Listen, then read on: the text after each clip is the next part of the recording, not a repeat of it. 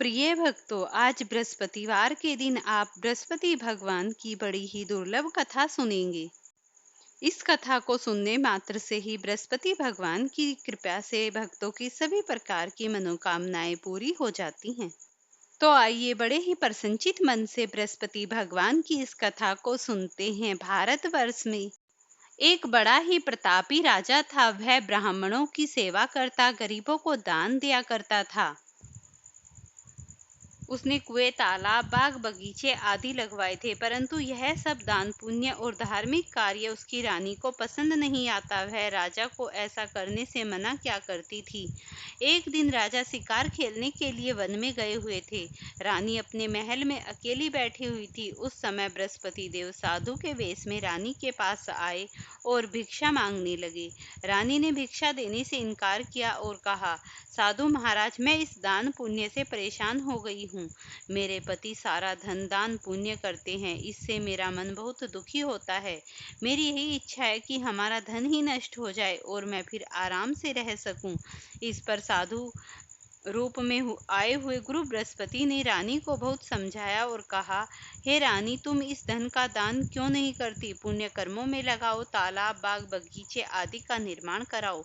इससे तुम्हारा और तुम्हारे कुल के वंशज का नाम बढ़ेगा। परंतु रानी ने ऐसा करने से साफ मना किया और कहा, मैं ऐसा नहीं करना चाहती। आप कुछ ऐसा उपाय बताएं जिससे सारा धन नष्ट हो जाए और फिर मैं चैन से जी सकूं।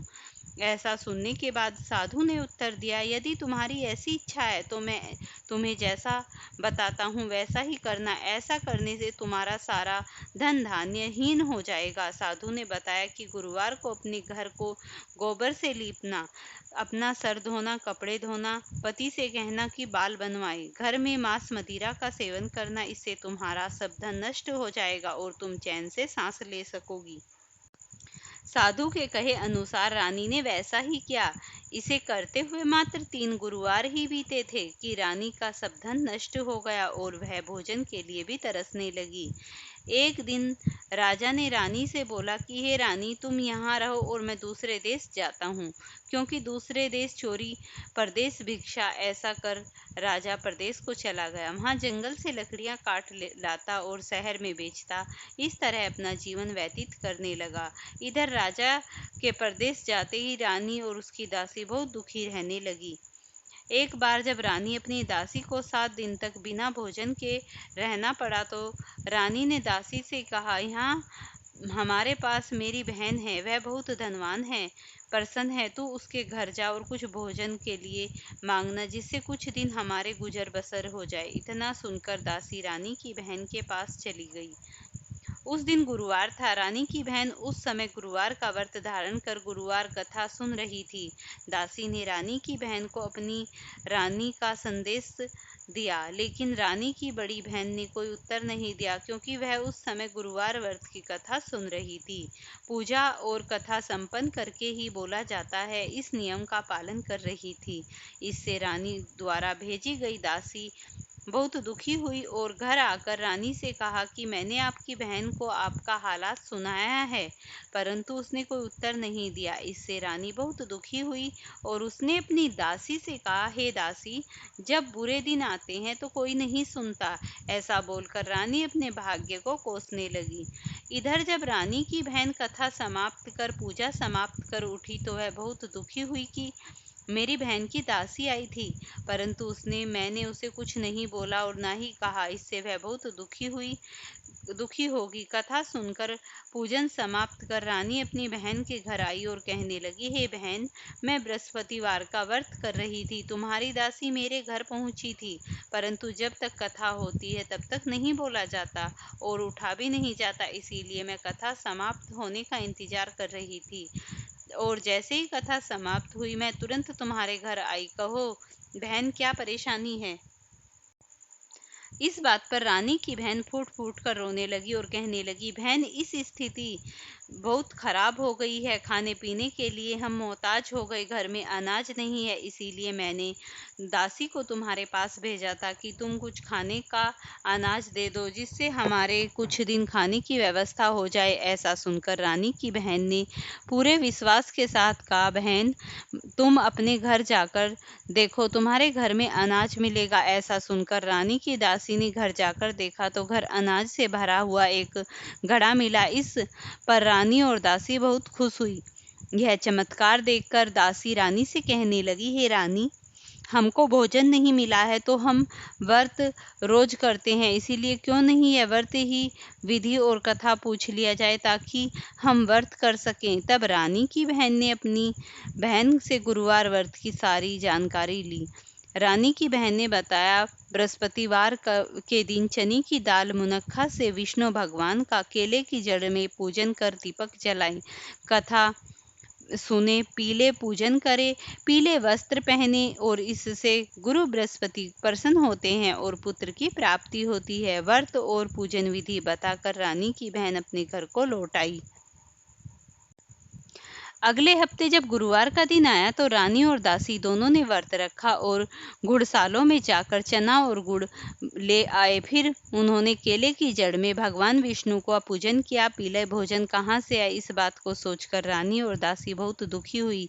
उनका व्रत के कारण गुरु बृहस्पति उनके ऊपर बहुत प्रसन्न थे, इसीलिए वह एक साधारण व्यक्ति का रूप धारण करके 2 थालों में व्रत का साधारण भोजन लेकर उनके सामने उपस्थित हुए। दासी को भोजन देकर बोले कि यह तुम्हें और तुम्हारी रानी के लिए भोजन है, यह भोजन तुम आराम से एक साथ करना। रानी ने फिर अगले हफ्ते गुरुवार का व्रत धारण किया। इससे उनकी खोई हुई राज्य संपत्ति वापस आ गई। रानी ने इस व्रत को लगातार करना प्रारंभ किया, वह आलस्य को त्याग दिया। कुछ समय बीता, रानी फिर पहले की तरह रहने लगी और दासी बोली, देखो रानी, तुम पहले भी इस आलस्य को कर देती थी, तुम्हें धन रखने में कष्ट होता है, इसी कारण सभी धन नष्ट हो गया। अब जब भगवान की कृपा से धन मिला है तो तुम्हें इस आलस्य को क्यों होता। आलस्य त्यागो और गुरु बृहस्पति के चरणों में बनी रहो। रानी को समझाते हुए दासी, यही है कि मुसीबत और समस्याओं के बाद हमने यह धन पाया। हमें दान पुण्य करना चाहिए, भूखों को भोजन कराना चाहिए, हमको शुभ कार्यों में खर्च करना चाहिए, जिससे तुम्हारे कुल का यश बढ़ेगा, स्वर्ग की प्राप्ति होगी, पितृ तृप्त होंगे और तुम्हारा नाम बढ़ेगा। दासी की बात सुनकर रानी अपना सारा धन शुभ कार्य में खर्च करने लगी। पूरे नगर में इसी बात की यश कीर्ति और चर्चा फैल गई। एक दिन राजा दुखी होकर जंगल में पेड़ के नीचे जमा कर बैठा था।